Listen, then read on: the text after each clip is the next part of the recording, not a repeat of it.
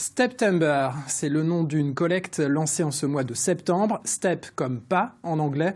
Elle est organisée pour financer la recherche consacrée à la paralysie cérébrale.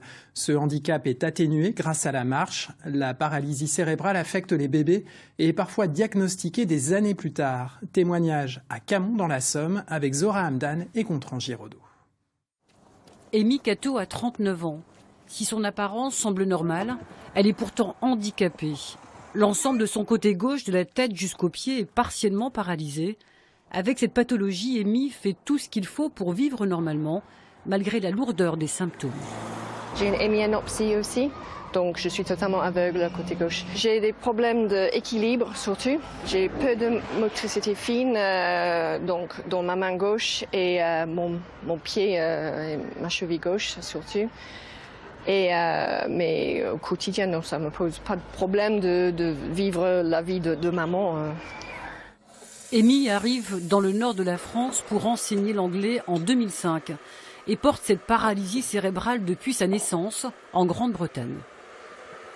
J'étais l'enfant qui tombait tout le temps, qui trébuchait, qui n'avait pas d'équilibre. J'avais une chaussure plus grande que l'autre, rehaussée, mais c'est tout. Et c'est seulement il y a 7 ans, avant son accouchement, que les médecins l'orientent enfin vers un neurologue. Et c'était à ce moment-là où ils ont mis les mots paralysie cérébrale pour la première fois. Une délivrance pour elle. Aujourd'hui, aucune guérison n'est possible, seulement la rééducation et l'exercice physique pour freiner le handicap.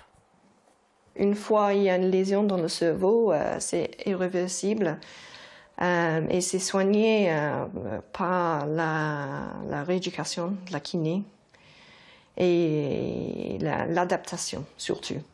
Pour expliquer la paralysie cérébrale, Amy est l'une des 4 coachs Steptember de l'association en France. Son objectif est de faire sortir de l'ombre cette pathologie et de sensibiliser les parents. Allons plus loin avec notre invité Vincent Barbier, chef de clinique de médecine physique et de réadaptation à l'hôpital d'Amiens. Bonsoir Vincent Barbier. Bonsoir. Cette maladie est méconnue, on l'a entendu, pourtant elle touche beaucoup de monde en France. En effet, c'est une pathologie qui concerne 125 000 personnes, ce qui correspond environ à 4 naissances en France par jour. Elle est considérée comme la première cause de handicap moteur chez ces enfants. Elle est liée à une lésion cérébrale qui est irréversible mais non évolutive, qui va être responsable au-delà du déficit moteur d'autres causes de handicap qui appartiennent au champ du handicap dit invisible. Ça peut être notamment le cas de difficultés pour pouvoir s'exprimer à l'oral qui vont perturber les apprentissages. Ça peut être le cas de difficultés pour s'alimenter qui dans certains cas vont pouvoir aboutir à des cas de carences nutritionnelles parfois sévères. Qu'est-ce qui provoque ces lésions ? Alors ces lésions, elles sont de causes multiples. Elles peuvent survenir avant la naissance, au moment de la naissance et parfois même après la naissance. Elles peuvent être liées à des accidents vasculaires cérébraux, à des défauts d'apport en oxygène au moment de la naissance et parfois même des traumatismes au moment de la naissance et après. Et on l'a vu dans le cas, dans ce témoignage, ça n'est pas forcément diagnostiqué. Pourquoi ? Tout à fait. Il y a parfois un retard diagnostique parce que les symptômes peuvent être frustres. Et parfois même parce que les professionnels... Pas très visible, c'est ça ? Pas très visible, en effet. Ouais. Il y a des cas, effectivement, où la déficience motrice est telle qu'on la voit tout de suite. Parfois même le retard dans le développement de l'enfant. Parfois, c'est un peu plus fruste. Ça va être l'expression d'un retard dans les acquisitions à l'école, ce qui aboutit évidemment à des retards diagnostiques. D'autre part, les professionnels qui prennent en charge ces patients n'ont pas forcément l'expérience un peu extrême pour pouvoir dépister précocement ces symptômes. Et pourtant, c'est important d'agir vite parce que plus on agit vite, moins il y aura de conséquences. En effet, il a été démontré que plus tôt on dépistait, plus tôt on diagnostiquait la paralysie cérébrale et plus tôt on la prenait en charge avec un abord multidisciplinaire, notamment avec des stratégies rééducatives, plus on limitait les conséquences à long terme sur le développement de l'enfant, mais aussi sur les conséquences physiques que la paralysie cérébrale peut avoir, puisqu'elle engendre des désordres neuro-orthopédiques, tels que les scolioses, qui peuvent compromettre la santé de ces patients. Vous travaillez avec des enfants ? Tout à fait. Très petits. Est-ce que vous constatez des progrès importants avec certains d'entre eux ? Alors, ce qui est certain, effectivement, c'est plutôt on les prend en charge, plutôt on limite ces complications, et surtout plutôt on favorise en fait leur interaction avec leurs camarades de classe, par exemple, et surtout leur assurer un avenir scolaire et à l'âge adulte, ne pas rater cette transition enfant-adulte pour favoriser leur émancipation à la vie en société.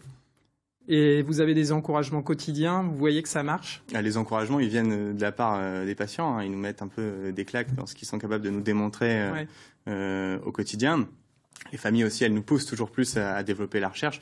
Et c'est aussi l'idée de September, c'est de soutenir cette recherche en faisant 10 000 Oui, c'est un soutien financier. Les gens sont appelés à donner de l'argent. Cet argent, il va servir à quoi? Alors cet argent, il va servir notamment à financer 2 projets qui sont actuellement en cours au sujet de la paralysie cérébrale. Le premier, dont les résultats devraient être publiés fin 2022, concerne une stratégie de rééducation intensive bimanuelle, justement pour favoriser l'intégration des 2 membres supérieurs dans leur schéma moteur.